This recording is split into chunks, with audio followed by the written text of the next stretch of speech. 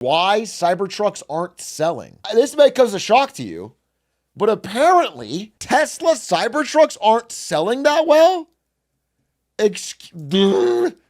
Excuse me? I cannot imagine a better value for your money. 150K for a Cybertruck? It's a steal of a deal. So I'm excited to see what kind of this woke liberal slop is put together to explain why Cybertrucks aren't selling.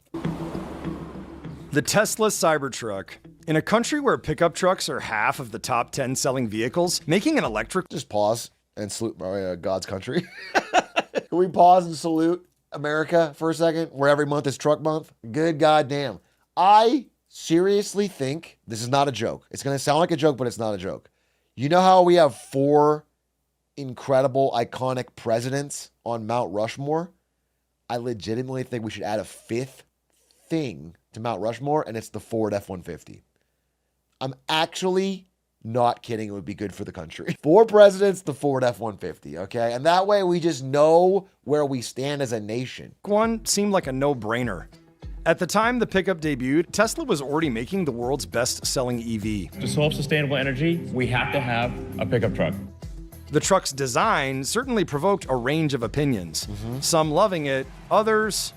I thought it was a joke. But in terms of performance and capability, Tesla was making big promises. How does this compare to a Porsche 911? At first, it looked like customer interest would be as impressive as the truck's specs. Demand is off the charts. We have over 1 million people who have reserved the car. But just a fraction of the more than 1 million reservation holders have actually made a purchase. That's a stark drop-off. But just a fraction of the more than 1 million reservation holders... I mean, I don't blame them. Even if you're the biggest Elon diehard, even if this truck looks cool to you, reserving it is one thing, and then going to check out and it's 150 grand or whatever, and really thinking... is this something I want to be paying off? I got to imagine you pull back. Yeah, the reservation was cheap. That's why everyone did it. But then when it was actually time to buy, I think a lot of people got cold feet. Others have actually made a purchase. There's been plenty of reports of trucks piling up on lots. Tesla has a tendency to drastically overpromise. What? It's starting to catch up with the company. There have been recalls and canceled plans that have angered customers. Despite all this, some owners say the truck is great. I really like the way it looks. I like the way it drives. For the most part, like, I would buy it again. I'm shitting on the Cybertruck here. I don't know if you got that, but I see them all over LA. So it must have some happy customers. They're not paid actors. Some people must be enjoying it. They like the way it drives or whatever. It's not, the sales numbers are not anything to write home about. So what went wrong? CNBC dove in to find out. They're only in LA? No, I saw them in fucking Canada. When I was in Calgary, I saw Cybertrucks, which I thought was crazy. I also saw a lot of Ford F-150s. It was so America-pilled up there. What'd you expect? Do you want to be honest with you? I expected that I wouldn't see roads. I thought you guys all took moose around. I legitimately, I was so blown away that there was like a city with running water and everything. My opinion of Canada changed drastically. I totally had the wrong impression. I get the wrong impression of the country from the news media down here. Are you dead ass right now? Oh yeah, I'm dead ass. This is what I thought. And I think you are an excellent, I do want to say it. I'm not going to say it. I'm not going to say it. No, I'm not being dead ass. I'm actually doing a bit of a thing where sometimes I'll occasionally on this stream say something sarcastically in like a tone, but no worries. It's totally normal not to pick that up. Why Cybertrucks aren't selling? Elon Musk had been talking about making some kind of a Tesla truck since at least 2012. For most of the last decade, the 3 best-selling vehicles in America have been full-size pickup trucks. It's the Ford F-150, the Chevrolet Silverado, and the Ram 1500. So if the industry's going electric, it's not ridiculous to think that full-size trucks need to go electric. I present to you the Cybertruck. I thought it was a joke. I thought they were going to pull out the real truck after they showed this thing. And I'm just like, okay, no, really. And the show kept going on, and I'm like, oh, that's it. Oh my God. Why is the guy saying it like that? And then he said he bought one and he'd buy another. If you thought it was a joke, why'd you pay $150,000 for it? That's so much money. To see it and be like, oh, that's a fucking joke. It's crazy. Initially, when I saw it, I love the stainless steel look. I'm a DeLorean fan. I'm a Back to the Future fan. Yeah, sure, you can enjoy it then. So that was striking enough, and I was like, oh yeah, I never had a chance to get a DeLorean. Tesla's advertised specifications bested those of longtime market leaders. Up to 14,000 pounds of towing power, 500 more than the top-selling Ford F-150. Holy shit. A 3,500-pound payload capacity, about 1,000 more than the Ford truck. A top 0 to 60 time under 3 seconds, faster than many sports cars. It's important to mention that this is comparing the Cybertruck specs advertised at the 2019 reveal with the specs of a 2025 Ford F-150. Greatest Initially, truck on Tesla God's said earth. the truck would start at $39,900. As of July 2025, it started at $62,490. The max towing capacity on the Cyberbeast, the top trim, Actually lower than I thought. I quite sure I saw people paying over 100, 150K for them. Is it like different options, I guess? I'm quite sure that like, Founder's 150K. Okay, that's what I thought. Okay. is 11,000 pounds, 3,000 short of the promised 14. The most payload any version gets is 2,270 pounds on the tri-motor version with all-terrain tires. That's less than the promised 3,500. 1 month before Tesla began deliveries, Musk said over 1 million people had placed reservations. But since deliveries began in November 2023, only 52,000 units have sold in the US. Okay. In Q3 2024, they peaked at nearly 17,000 units. For a time, it was the best-selling electric pickup. From there, sales fell. With a lot of EVs, we see people place a reservation that never turns into an order. And it's often because the price of a reservation is very low. Yeah. But Tesla told everyone this niche was absolutely enormous, and it's relatively small. Reports documenting the challenges started to roll in. There were shortened production shifts, Tesla telling Cybertruck line workers to stay home, sometimes for a few days at a time. The company started offering potential customers lifetime free Don't supercharging come on to the Foundation factory Series tomorrow. Cybertrucks, a special first edition of the truck that originally cost about $100,000. By January 2025, Tesla was offering discounts. They're not going to sell anywhere close to 1 million trucks. Yikes! So what went wrong? It fell short of the projected range. It fell short of the projected payload capacity. What if what went wrong was that it was ahead of its time? What if it was too right? That was what went wrong. You know what I'm saying? It's kind of like, it's like Vine. Exactly, dude. It's like Vine, okay? It was perfect. It was just ahead of its time. Actually, it's really crazy when you think about it, how insanely bad Vine fucked up, stumbling upon short form scrollable media first. That's crazy. TikTok's like a $300-400 billion company, second largest private company in the world, something like that. Vine had that first. Skype fumbled harder. Skype did fumble. I think having TikTok first and fumbling it is crazy. Skype is now just Teams, right? Yeah, I mean, Teams is like a separate thing, I think. They bought Skype, but I don't know if it still has Skype in it. Zoom literally came from nowhere. I mean, Zoom fumbled too. Let's not give Zoom credit. Listen, here's what I'll say. Skype, Zoom, fucking Discord. It's all the same thing. You keep Ventrilo, TeamSpeak. Whatever the fuck it is, they can't make money. None of them make money, bro. They all just come along, take VC money, burn it so we have ways to talk to each other, and then when they start trying to monetize, we move on to the next thing. They're not like great companies. And Zoom fumbled the bag hard, bro. They got generational opportunity when I ate that bat in Wuhan. Sorry about that. That was my bad. I was hungry. And now they're back to nothing. Hope it was worth it. I mean, it was tasty. I'll tell you that. It fell short of the projected towing capacity. It fell short of the projected... What would if you were in charge of Zoom? Easy answer. Let me show you the Zoom stock chart. There's a predictable path here, okay? All you have to do is have the wherewithal to recognize, because you have access to your own internal data, recognize, hey, this is a bubble. Recognize our stock is incredibly inflated. And then right around here, you use the stock to start acquiring companies like fucking crazy. Real, actual companies that make money. Okay? You do stock-based acquisitions and you start buying tons of other companies and you become a conglomerate. You buy other media companies. Now, once this is worthless, doesn't matter. You've got the cash flow from a bunch of real concrete companies that you bought with your inflated stock. It's kind of the AOL playbook. Yeah, AOL did this with Time Warner. Time Warner. You know, at the peak of AOL stock valuation, it was worth more than Time Warner. And then they did like this merger act. And then when the AOL bubble burst, they still owned Time Warner. They still had some money coming in. And all the debt was from AOL. So that could have worked, is all I'm saying for this company.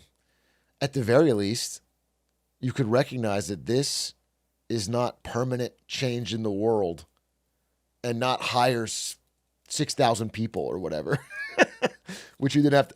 Oh my God, I was joking. 7,412 employees? What the fuck are you doing? That's an absurd amount of people. That's today. That's 2025. Oh my God, they must have hired so many. What's Discord's headcount? I don't know. Let's see. Discord has approximately 3,700 employees. And they did a layoff of 17% of their staff about a year ago. Maybe they have less. They have like 2,500 now. But they don't make money. They don't make money. Did speed, and it felt way short of the projected price. It's far more expensive than they had said in the first place. Specs aside, the design was certainly eye-catching, but it was off-putting and even cumbersome for many of the customers who use pickup trucks for work, and that is a large portion of the truck market. The side of the bed, I think, is still difficult to get. Someone in chat said it, but Discord for business. It's not a crazy idea. It's basically Slack, but I find that Discord works better than Slack. No, you guys are saying literally Slack. So fucking stupid. It's like if I wanted to make a restaurant called Burger King and you're like, that's literally McDonald's. Yeah, you can compete. It could be similar, but you can have your own fucking dumbasses. But I think Discord could get into the business space. The real problem is that Slack isn't even doing well because they're getting their lunch ate by Teams, which is not even a good product, but they bundle it with Office. It's a really disappointing industry where Microsoft has leveraged its power to force Teams on people, even though it's worse than Slack. Teams and Discord merger? No. Theoretically, you could do a Slack and Discord merger and be a communications solutions company for both business and for regular people to fight back against Teams. It's not insane. Into. I mean, one of the things that you do with pickup is put things inside of it. You can't reach the side of the Cybertruck. It's very difficult to do so from the, like near. Counterpoint, Slack kittens doesn't sound as good as Discord kitten. That's a good point. It's a good point. I didn't think about that. That is actually a really good point. I'm sure someone will bring that up. Lena Khan will bring that up in the antitrust. Isn't Teams just Discord for business? Did you not hear what I said? Do you not understand the fundamental concept that multiple companies can compete in a space and some of them can be slightly better at certain things? Is that alien to you? Have you grown up in a world so enmeshed in monopolies that the mere idea that a different company could come in and make a similar product but with its own unique features is impossible? Stephanie Brindley's talking, guys. Let her speak. The cab. Full-size truck buyers are a fairly conservative set of people, and I don't Immediately cuts to a man. necessarily mean politically so much as I mean in their expectations. They're often buying a truck that they're going to work with. So those specifications for how hard it actually works are very important. And then there is the range. The company had targeted up to 500 miles, but delivered something closer to 300. The Cybertruck is Peter Scott's third Tesla. Zuckerberg, you're going to make a fucking social network? That's literally MySpace. It's not going to work. Your Facebook idea is fucking cooked. It's literally MySpace. Already exists, idiot. Oh, okay. All right. Good point. Good point, chat. I didn't think about that. That's a good point. Year of kindness. Are you talking to me? I know you're not talking to me. I hope you're self-policing right now. I assume when you guys are saying year of kindness, you're telling that to each other to be more kind. I hope you're throwing it around like it's like a 4 legs bad, 2 legs good. You guys are chanting to save the farm. Twitch is basically Kick for nerds. That's just true. That one you just nailed. Twitch shouldn't exist, bro. Kick already has it all. He also has a Model S and Model X. He got into EVs after news broke of the Volkswagen Dieselgate cheating scandal. At the time, Scott was driving a diesel-powered VW. He loved his first 2 Teslas. Felt like I owed them more money. It was the first car I didn't have buyer's remorse. I was so happy because everywhere I turned, I had no gas payment. I had no repair. Dude, paying $100,000 for a Cybertruck and saying I feel like I owe you more money is. How does Elon find these people, bro? That's crazy. That is a truly incredible level of brand loyalty. Listen, I thought we did a good job marketing in NVIDIA. Clearly, sales were up. But nobody ever walked out buying a 3080 and said, wow, I wish I paid NVIDIA more money. I'll tell you that. We never got that complaint. We never got that. Can I pay more for these? Payment. I mean, it was a beautiful thing. Scott is a contractor and he needed a work truck. He paid the full $120,000 for the Cyberbeast. When he bought it, he was disappointed with the range, but Tesla had said it would offer a range extender. That would bump the range up to 470 miles, close to the original 500-mile target. But the range extender was canceled. Okay, 470 versus 500, that's fine. I'll go ahead and buy the truck, knowing I'm going to get 470 miles. I put the deposit down on the range extender. I bought the truck, knowing that I was going to get 470 miles. Okay. Then when they canceled it, that just crushed me. They got my money, and then they canceled what they were going to do. If I knew that, then I would have looked at a Silverado, because the Silverado has the mileage that I'm looking for. As with many other Tesla products and plans, the Dude, this guy got completely fucking fleeced, and he's still like, he didn't like the look. He got screwed on the price. He got screwed on the range extender, and he's still like, yeah, I mean, it's the perfect truck. Still love the truck, yo. That's a crazy level of cope, bro. I'm shocked. You should be really pissed. Cybertruck suffered many development and production delays and challenges. Some of these, the company said, resulted from production shutdowns and supply chain shortages common to automakers during the coronavirus pandemic. Setbacks have only continued. There have also been ongoing production and quality problems. The National Highway Traffic Safety Administration shows Tesla conducted 8 voluntary recalls for the 2024 model year alone. Many pertained to physical defects, not just software. One was over body panels falling off the truck due to the use of improper adhesives. Another was for a trapped accelerator pedal defect that caused some drivers to experience frightening unintended acceleration. Yeah, I heard about this. The accelerator panel could get stuck and you just go full speed at a wall, which is really fucking insane, dude. Of all the things to have a defect on, a stuck accelerator pedal is crazy. Tesla did not respond to CNBC's request for an interview or comment. What feels weird is I feel guilty for the people that had all those problems. I didn't have all those problems like they did. Keenan Cobra Curtis did have a fair bit of trouble with his Foundation Series Cybertruck, much of which he documented on his YouTube channel. I had so many issues, and I have repeated visits to the service center. And being a newer vehicle, they struggled a little bit in the beginning, but they worked on it. They repeatedly worked on it. Dude, it's like a beaten spouse or something. How the fuck are they saying this with a straight face, but at the beginning of the video be like, yeah, I love this truck. It's great. How are they the supporter? That's unreal. You've been screwed. You bought a brand new expensive ass truck and had to get tons of repairs, constantly bring it into the... Nobody else... You wouldn't accept this for another car. There's no way that if you bought like a Honda and had this much trouble that you wouldn't be fucking pissed off and probably swearing off Hondas. On it. And it got to the point where, it was just unreasonable, and they actually repurchased the Cybertruck from me. Essentially, it was a lemon law buyback. They gave me all my money back. Oh, okay, there you go. And I turned around and got another one. The second one... Yeah, that's good timing. That's like a comedy skit. That's so funny. Yeah, me and my ex just had a really toxic relationship. We were constantly fighting. It got really extreme, just verbal abuse. And we finally broke it off. And so I asked her to marry me. What are you talking about? Your beginning of your story didn't make sense. There is a night and day difference. But Cybertruck sales still fell. Overall EV pickup truck demand is a fraction of the total truck market. I think that in the long run, there will be an argument for electric trucks. It's a combination of the infrastructure has not caught up in the place where trucks are most necessary. Yeah. However, for sure. Cybertruck has lost ground to the rivals against which it was benchmarking. Let's actually have a tug of war here with an F-150. Yeah, but it was uphill.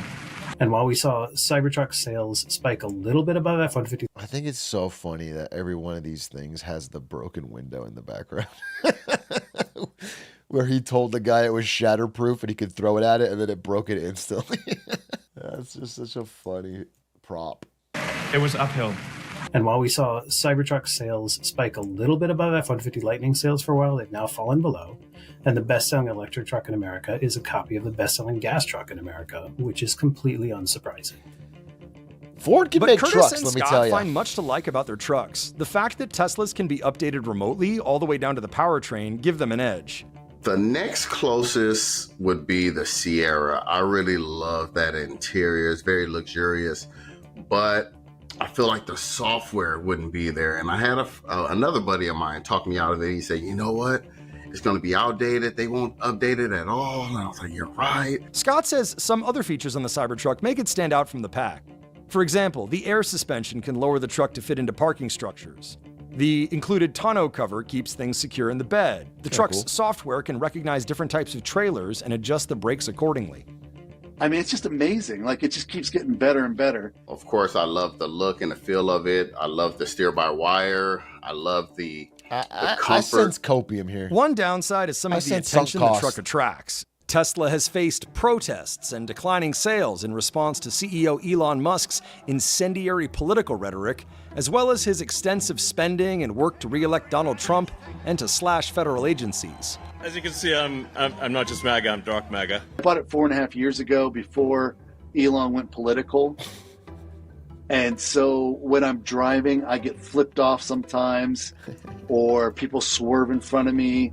2 separate occasions, I've had people show me they didn't like my purchase, right? Out in the streets, random people. And some people don't want to deal with that, and that's fair. I stay out of the politics. I stay out of all of that. I just try to enjoy the vehicle. This is crazy to me. I would respect someone buying the Cybertruck more if they loved Elon's politics. If you're truly apolitical and you just think, yeah, this truck looks fucking sick for 140 grand, I'm like, dude, that's fucking crazy. Like, if you're trying to make a statement, I was like, all right, okay, I get it. You're trying to stand out. You want people to know what you're saying. All right, it's worth a little. But like, I don't understand. If there's no political bonus for you, why the fuck you pay so much for this fucking truck?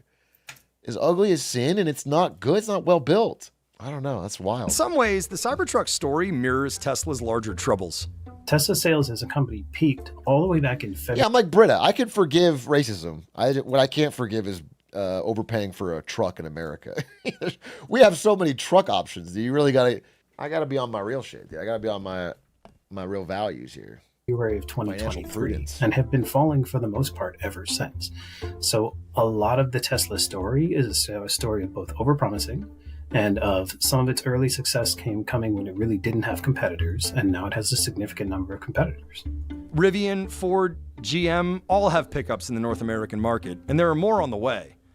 In late July, Tesla VP of Engineering Lars Moravi said Tesla might make a smaller pickup truck. I always talked about making a smaller pickup, and so we've definitely been churning in the design studio about what we might do. I'm okay with it selling at a low volume like the Model S and the Model X because, honestly, the Cybertruck isn't for everyone.